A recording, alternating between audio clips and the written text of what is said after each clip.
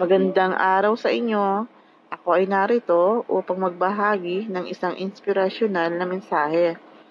Gusto kong ipakita sa inyo na hindi mo kailangan maging mayaman upang mag-enjoy at magkaroon ng makabuluhang karanasan sa paglalakbay.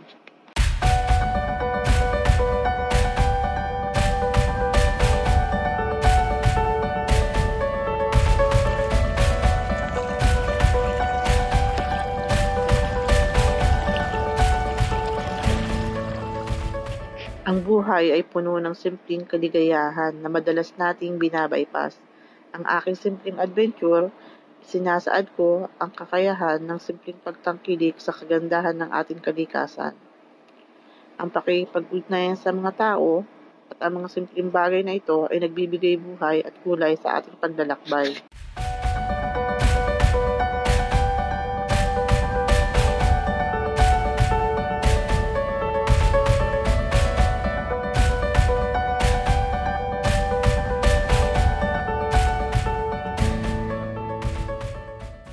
Ang pasasalamat ay isang mahalagang aspeto sa ating paglalakbay sa buhay.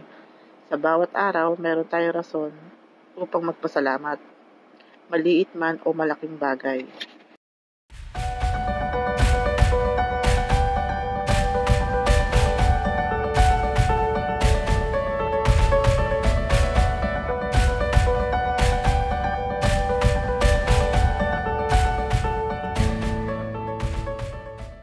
Mahalaga ang pangarap sa buhay.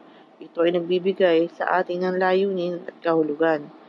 Na-encourage ang mga manonood at huwag maging alipin ng salapi, kundi sundan ang kanilang mga pangarap at pagtuunan ito ng oras.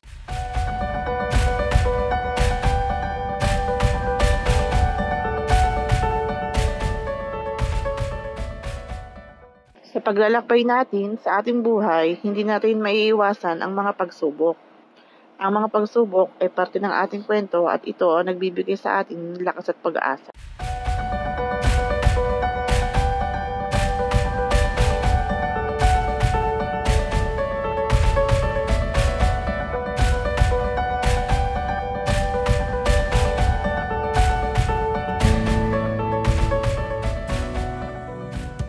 Sa pagkatapos nito, gusto kong ipaalaala sa inyo na ang tunay na yaman ay matatagpuan hindi sa pera, kundi sa mga karanasan nagpapalago sa ating kaluluwa.